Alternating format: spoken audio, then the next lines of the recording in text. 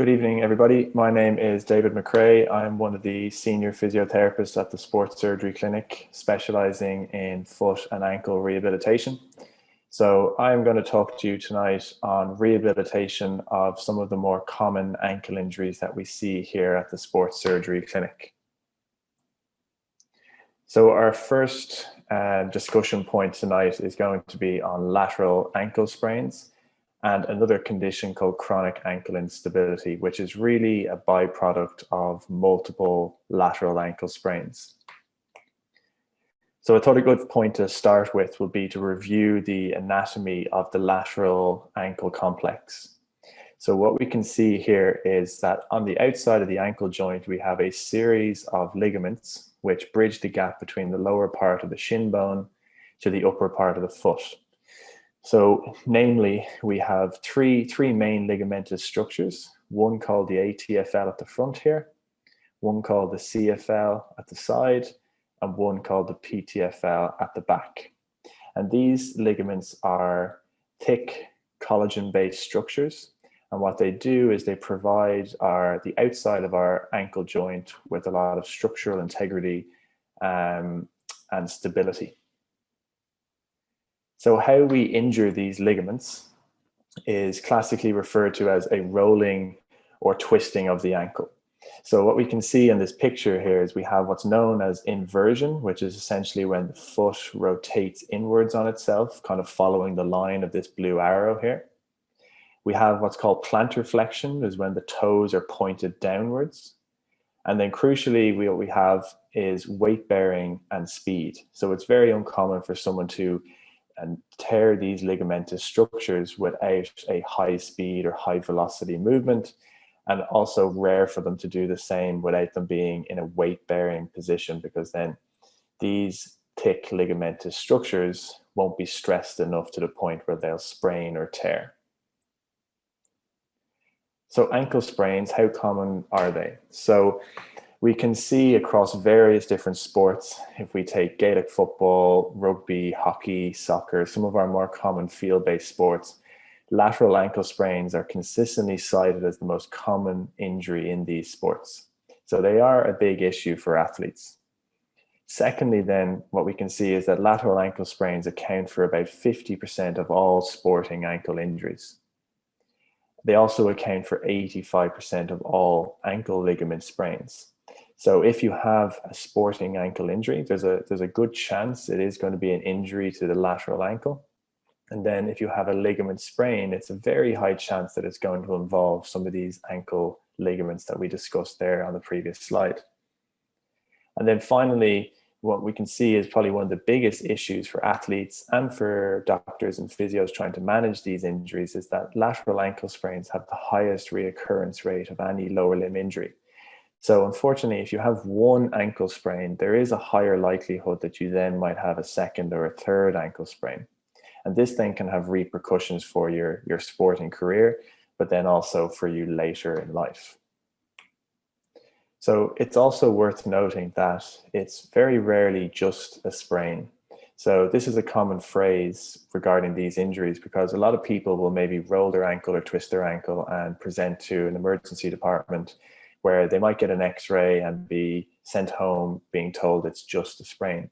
However, what they'll do is they'll go home, take some time off work, maybe take some time off their sport, and then they'll reintroduce themselves to those activities without having really addressed the deficits that remain following the ankle injury. So there's a big economic cost to these lateral ankle sprains. We can see in the Netherlands, it's costing over 200 million euro per year to manage these, which is a combination of hospital costs, physio costs, and other things like braces and crutches. We can also see that following ankle sprains, about 70 to 80% of all ankle joint arthritis cases are post-traumatic in nature. So this means that most of the ankle joint arthritis will have a history of either spraining their ankle once or spraining their ankle multiple times in the years previously. The average age of ankle joint arthritis is also a little bit lower than the average age for arthritis in some of our main lower limb joints like our knees and our hips. And this is because ankle sprains tend to happen at quite a young age. So the onset of arthritis following that is also at a younger age. We can also see the more times that you sprain your ankle, the more likely you are to have a post-traumatic osteoarthritis case within your ankle as well. So not only does it have a big economic cost, it can also have a big cost to people later in their life from these injuries that are often diagnosed as just a sprain.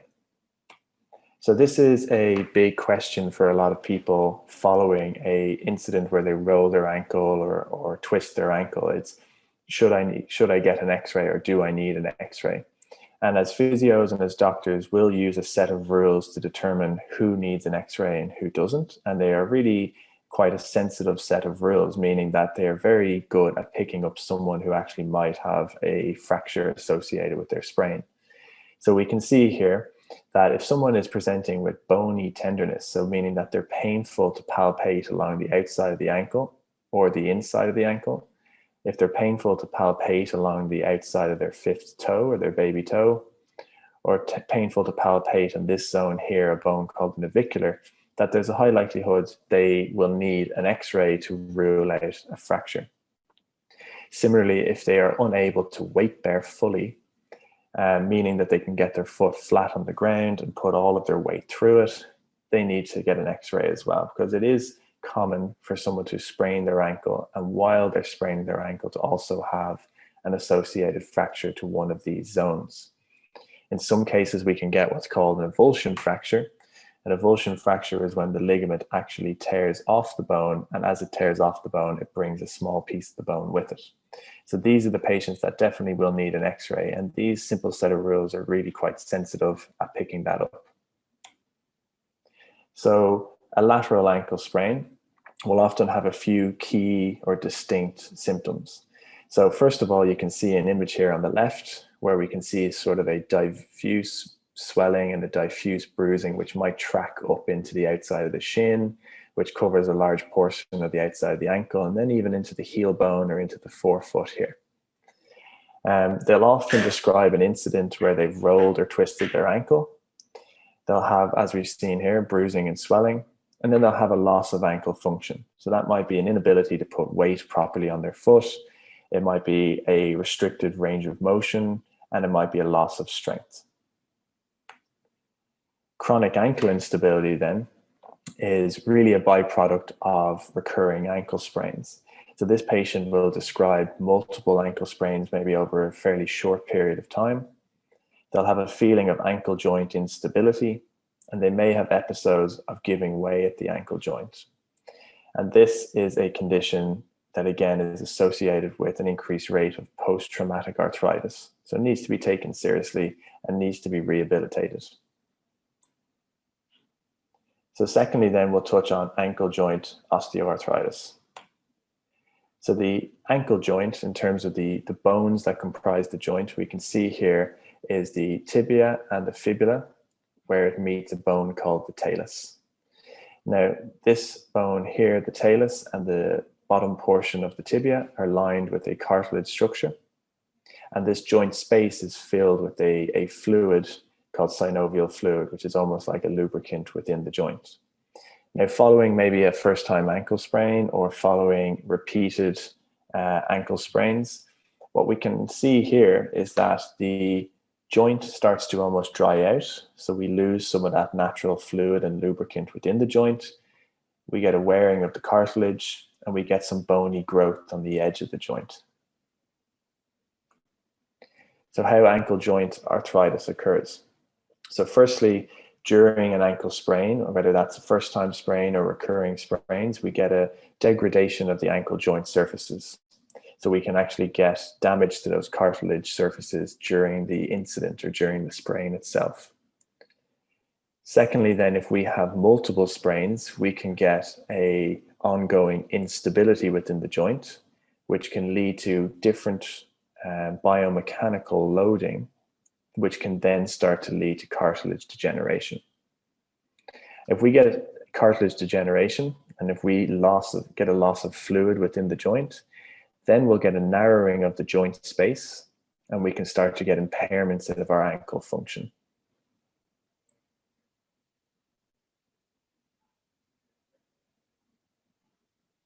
So a few key symptoms that will be present in someone suffering from ankle joint osteoarthritis. So they'll usually have a gradual onset of joint pain. They might not be able to recall a incident where they've hurt themselves recently. It might be something where they have a history of recurring ankle injuries.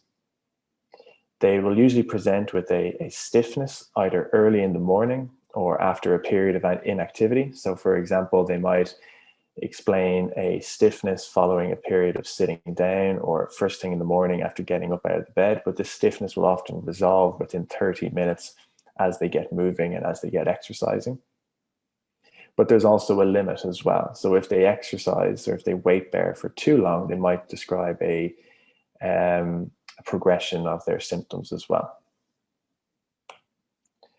So across all of these conditions, what common deficits exist? So from the first time sprain to the recurring sprain to the years later osteoarthritis, what common impairments do we see in these patients?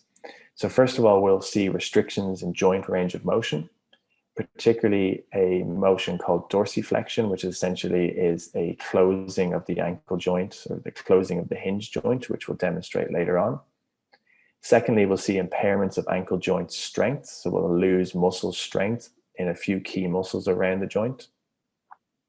And finally, we'll have impairments in static and dynamic control. So these ligamentous structures on the outside of the ankle play a key role in stability of the joint and stability of the leg as a whole. If we damage those ligaments either first time or reoccurringly, we can start to see impairments in that control.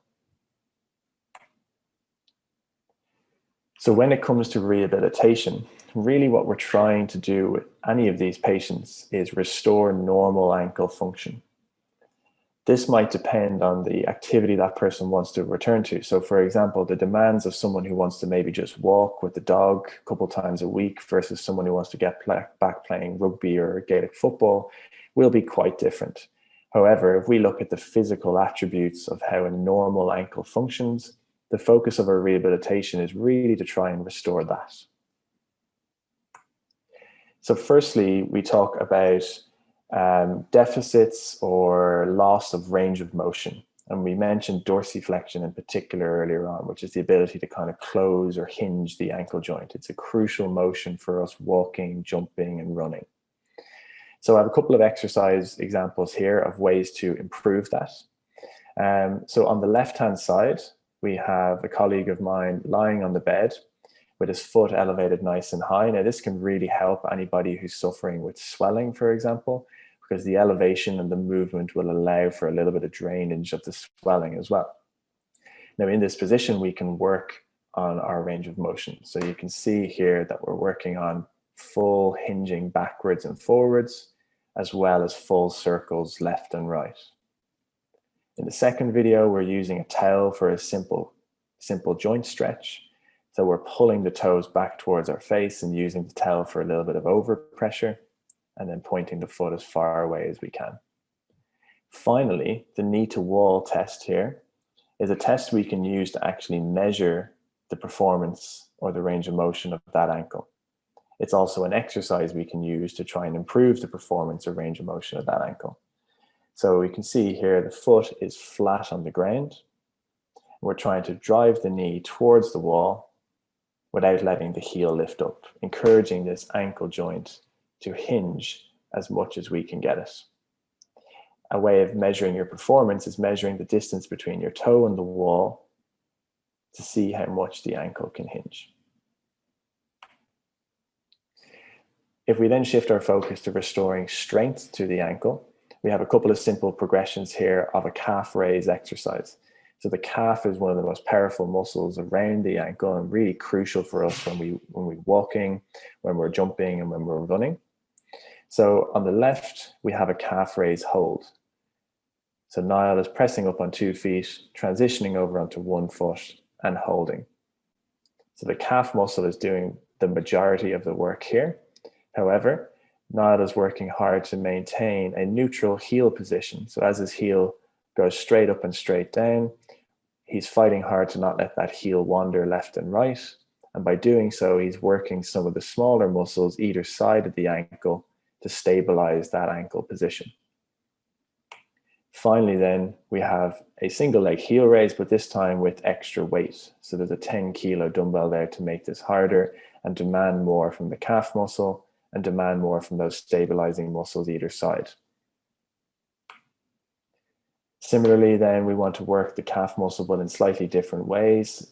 The calf muscle is comprised of two main muscle groups, the gastroc, which is the first set of exercises, and now the soleus, which is a deeper lying calf muscle, which is going to be worked harder in these set of exercises. So we'll use a seated calf raise to try and strengthen the soleus. So Niall here has a heavy kettlebell resting on his knee. He's then pressing his ankle up and trying to hold for a few seconds. The second video here, he's working a little bit more dynamically, pressing that heavy weight up towards the sky and trying to slowly lower down. And then finally, we're using what's called a Smith machine to try and add even extra weight. So a lot of gyms have Smith machines available to them. This is a great way to load the calf muscle even more, as it allows the barbell to take on the weight. So we've discussed then restoring ankle range of motion. We've also discussed restoring some strength to the ankle. And we also mentioned earlier on that following first-time ankle sprain or recurring ankle sprains, that there's a loss of control at the ankle because of the important role that these ligaments play in our control. So to restore landing control, so one of the more common ways of damaging your ligaments is by landing during a sporting task. So on the left-hand side, we're practicing some drop landings on 2 feet and on 1 foot. So we're standing up nice and tall, and it's like someone is pulling the rug from underneath us. We're trying to drop down and stick the landing. What's really important here is that we're not in a rush to stand straight back up, that we actually want the ankle to work hard to stabilize us at the bottom position. Secondly, then we can add a little bit more height to this exercise. So we can drop off a box in the gym, or we can jump off a first or second step on our stairs. Again, we can do this on 2 feet or on 1 foot. What's important again is that we don't immediately stand up and jump out of this exercise, that we actually train the control element, which is staying down in that position. And then finally, starting to work in different directions. So the lateral ligaments are going to be most stressed moving in side to side and multi-directional motions.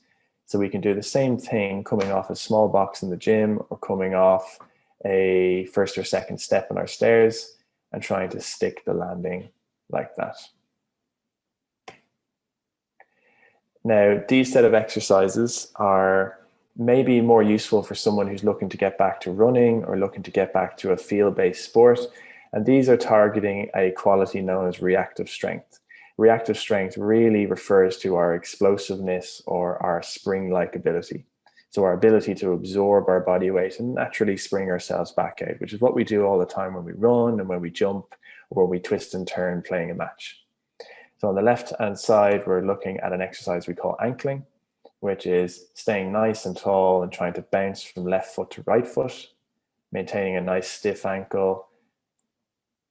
On the right-hand side, it's the same thing, but a little bit more dynamically. So again, trying to spend as little time in contact with the ground as we can, making it nice and springy and nice and explosive. If we want to focus on a little bit more power output, then we can look at things called pogo jumps. So again, you can see here, we're spending very little time on the ground, but we're really relying on that reactive strength and that reactive spring to get us nice and high up off the ground. We can do this on 2 legs, and we can also do it on 1 leg. And as I mentioned earlier, most lateral ligament sprains happen when we are moving in multiple directions or when we encounter maybe an uneven surface that we're not anticipating. So again, we want to look at that natural spring in multiple directions. So Niall here is now working on a drop step off a box, trying to spend as little time on the ground as possible, trying to kick off the ground straight back up onto the box as fast as he can. Similarly then, we can challenge the ankle stability even more by looking at some lateral pogos. So trying to bounce side to side, trying to spend as little time on the floor as possible, like so. So there's some example exercises of restoring normal ankle function following, say, a first-time sprain, following multiple sprains or chronic ankle instability.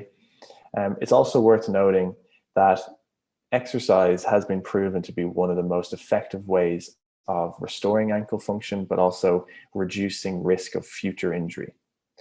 The other thing that has been proven conservatively to manage reduce the risk of future injury is bracing and strapping. So wearing a brace or strapping the ankle, like you can see in the pictures here, actually can reduce your risk of re-injury. This is probably most applicable to the people who are coming back from their first time sprain or recurring sprains. It might not be as useful for people that are suffering from maybe osteoarthritis related changes within the ankle. So here is some references for anybody who would like to read a little bit more about where I sourced my information for today's presentation. Hopefully you guys learned something from this. So thank you for having me. I look forward to answering any questions you might have. If you're interested in any more information, please feel free to contact myself or any of my colleagues at the Sports Medicine Department. The phone number is on the screen there. So thank you. I look forward to any questions that you might have for me. David, hi, thanks for that really interesting talk, and we've got a lot of questions coming in, so we're going to fire off. First question from Tanya Byrne. Fell on my foot about 6 years ago, swollen and bruised, but didn't require an x-ray, was given a boot to wear for 2 weeks. Years later, I still have pain in the foot. Any ideas? Yeah, of course, Tanya, this is I suppose, a common situation we would find ourselves in every day, really, in the sports surgery clinic, where patients have maybe had pain for a number of years following an incident that wasn't necessarily diagnosed at the time. So I think maybe my first step for Tanya would be to be assessed by either a physio or a doctor again, and then to make a decision on whether a MRI scan or an X-ray would be indicated at this point. It's probably unlikely that she'll need an X-ray 6 years on, but she may warrant an MRI scan to help with her diagnosis. And then following on from the diagnosis, there might be a management plan put in place, whether that's a surgical or a conservative management plan. But the first step will definitely be to get assessed and then to get the relevant imaging. Okay, thank you. Next question is from Etna. She said she's asked for details on recovering, actually it's a knee question, but recovering from anterior cruciate ligament tear, how long to keep applying ice, and when to start visiting the gym, and how long should the knee be weak, etc. Yeah, so following anterior cruciate ligament reconstruction surgery, it's a fairly long path for most people to get back to playing sport. It can be upwards to 9 to 12 months for some people. Again, I'll probably echo the same message I sent to Tanya, which is to be guided through her rehabilitation by a physiotherapist. In terms of gym work and swelling management, the swelling management really should start immediately after the surgery. And as long as there's still swelling within the knee, it's advised that they continue to regularly ice the knee, elevate the knee, compress the knee. In terms of returning to the gym, it can be expected that for a number of months after the surgery, the knee will be weaker, and the gym work and the rehabilitation is kind of the cornerstone of recovering from that. So getting assessed and working with the physiotherapist is probably a crucial component to recovering from that surgery. Thanks. Okay, and Claire, she had a microdiscectomy, L4, L5, about 3 years ago. At the time, had severe pain in her back and her leg and a ringing pain around the ankle. And unfortunately, the pain has returned, I think, on her ankle. Yeah, so unfortunate to hear that the pain has returned, but it might not necessarily be a true ankle pain that she's experiencing. So when you've had a L4, L5, a lumbar disc issue, essentially the pain can refer further down into the lower limb and sometimes as far as the foot and the ankle. So even though she's experiencing pain in the ankle, it might not be a true ankle issue. It might actually be an issue stemming from her lower back. So my first piece of advice for her might be to attend either her GP or to go back to the surgeon that performed the microdiscectomy. And either the GP or the surgeon might be able to then decide whether rehabilitation would be beneficial for this lady. Thank you. Okay, this question from Margaret Matimo. What is the best treatment for metatarsalgia, MRI negative, and I'm wearing orthotics from a podiatrist for the last year? Yeah, so metatarsalgia is kind of an umbrella term for pain within the ball of the foot, and it could be a number of issues. But the metatarsalgia itself is sort of just an umbrella term for maybe a few different things. So I do think getting assessed would help to maybe narrow down the diagnosis a little bit further, and then based on the diagnosis, we could try to devise a management plan for that. Orthotics are common, and they have probably mixed results or varied results, but some people can benefit from them. I think a cornerstone of managing something like metatarsalgia will be to manage the volume of weight-bearing exercise that you're completing, but also making sure that you're actively rehabilitating your foot to make sure that your foot and ankle is at full function for those weight-bearing tasks or those longer days on your feet, for example. Okay, thank you. What's the treatment for easing pain of the heel spur? That's from Leona. Yeah, so the heel spur, I suppose, is exactly what it sounds like. It's a small little bony protrudence at the bottom of the heel, the calcaneus bone. Years ago, it probably was thought that heel spurs were one of the main drivers of people's heel pain. But what they found was really that the heel pain surgeries were not having great success. So the heel spur might not be the main driver for the heel pain that they're experiencing. So when it comes to managing heel pain, I think first step is to get assessed again by either a doctor or a physio.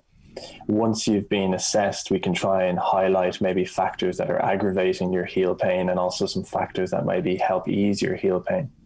And then devise and build a management plan for you where you can look at strengthening some of the intrinsic muscles within the feet, strengthening some of the key muscles around the ankle, and managing the volume of time you're spending on your feet as well, so that you allow it to settle down in the first place.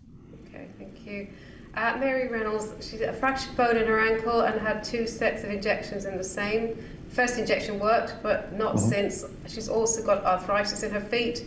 Is there any other treatment for the fractured bone other than bone fusion, which I've been advised is the next stage? Yeah, so when you fracture the bone, it usually takes, well, depending on the bone that's been fractured, it can take roughly 6 to 8 weeks for that bone to heal and fuse back. Now, some fractures are severe enough where they'll need surgical fixation. That usually happens, though, initially after the surgery. The doctors and A&E departments are very good at picking up on who will need a surgically fixed fracture and who won't. It's common, though, for people kind of months and even sometimes years later to still be feeling the repercussions of that fracture. And that can present in the form of, say, swelling, pain, or joint stiffness. All of those can be helped through conservative treatments, meaning things like physiotherapy and rehabilitation. And they also can be helped sometimes with injections. And it sounds like this lady has had benefit to one injection, but sometimes repeated injections can have a sort of a waning effect. Okay, thank you. Katrina Evans, she's ankle degeneration, plantar fasciitis, and some inflammation of the ankle tendon.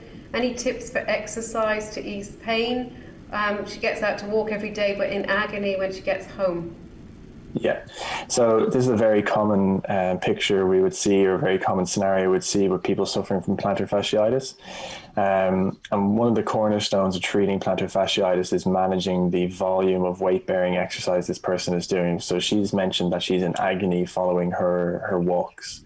So that would probably suggest that the walk she's currently undertaking might be a little bit too much for her current capacity. So it's flaring up her pain and potentially is slowing down her recovery rather than speeding it up. So the first thing would always be to try and get a good grip and a good handle on how much weight-bearing exercise they're completing.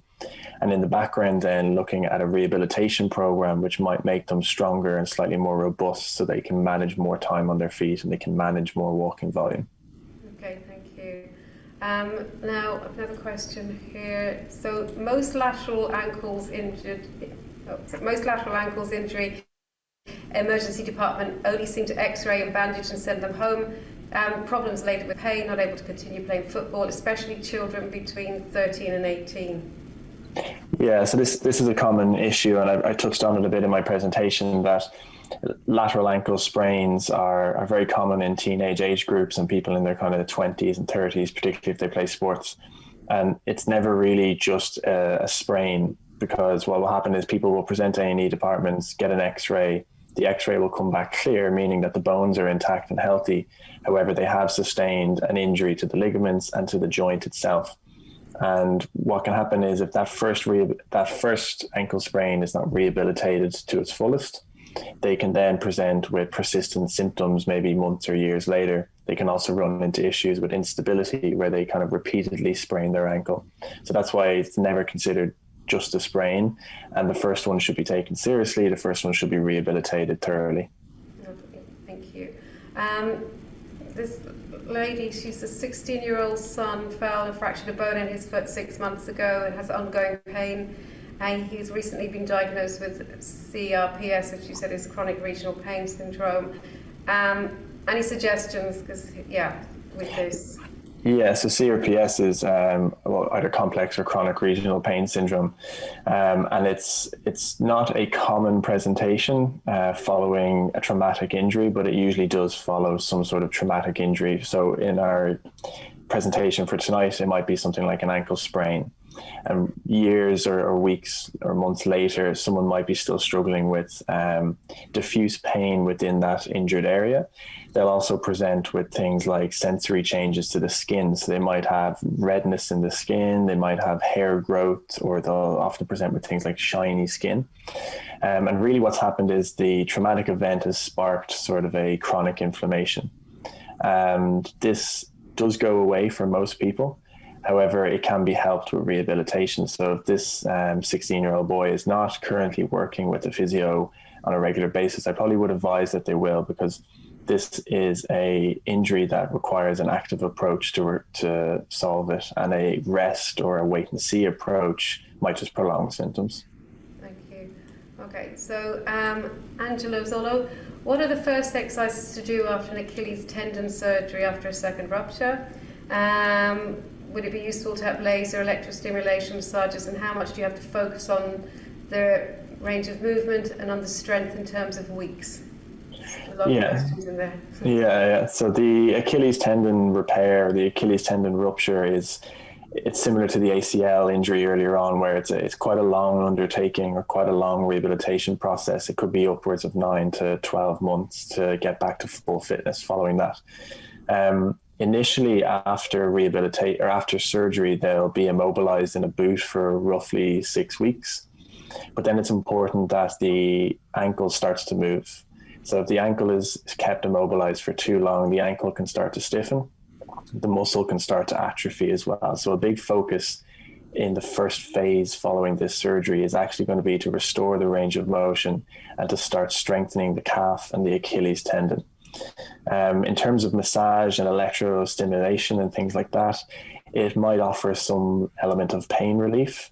However, it's not going to restore the function of that ankle. If you think about the Achilles tendon as a big elastic band, essentially the structural integrity of that has been compromised, and no massage is really going to improve that or return that. Okay. Thanks, David. I have a question from Quiva here. She's injured herself in a match after landing 8 weeks ago. Got an x-ray and was diagnosed with a sprain on the inside of the ankle. Physio thinks it's a deltoid. My deltoid, is it normal for it to take this long? I can't run properly for more than 30 seconds. I have pain and stiffness. It can be normal for it to take that long. So like a deltoid ligament sprain, depending on the grade of the sprain, can take upwards of maybe 12 weeks. If she is 8 weeks into this process now and feels like she's not improving, it might be worth investigating it a little bit further. So she can get assessed by a physio at SSC for a second opinion if she liked. Equally though, at this point, maybe imaging could warrant or could provide some new information. So if she was to pursue something like an MRI scan, it might give insight to the actual injury she's had and the severity of that injury. And that will guide the rehabilitation process to get back to playing. Okay, I'm going to have a few more that's come in, so we're going to ask you those, Yvonne. Advice for older people with osteoarthritis looking to strengthen for balance and pain reduction? Yeah, so osteoarthritis, one of the kind of cornerstones of treating osteoarthritis alongside things like medication is strengthening exercises. So the joint is suffering, the joint is essentially losing its structural integrity a little bit as the years go on. So we need to try and use strengthening exercises to support that joint and to try and support the support structures around it. A couple of tips and advice in terms of strengthening if you have osteoarthritis is that the exercises by and large should be pain free. So it's not a case of maybe no pain, no gain. It should be largely pain free. And we should be able to progress those exercises week on week. So the exercises week on week should be able to get a little bit progressively harder because you're getting stronger. Okay, Joel here, he said, he's obviously looked at your video there, when prescribing pogos, lateral hops, ankling, etc. to patients, what kind of repetition times would you suggest? So when it comes to those exercises, they're considered kind of plyometric exercises or exercises focusing on reactive strength. I would tend to focus a little bit more on the quality of the repetitions rather than the volume of the repetitions.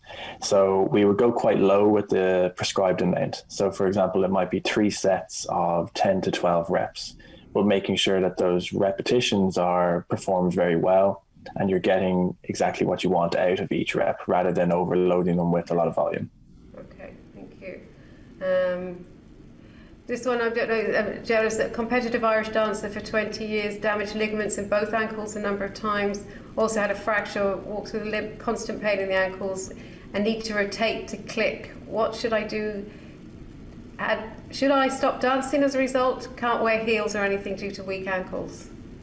Yeah, it's hard to say exactly without more context, but I think by the sounds of things, if she's, been a competitive dancer for that long, had multiple ligament sprains and also fractures, there's a possibility that there is some osteoarthritis around that ankle joint.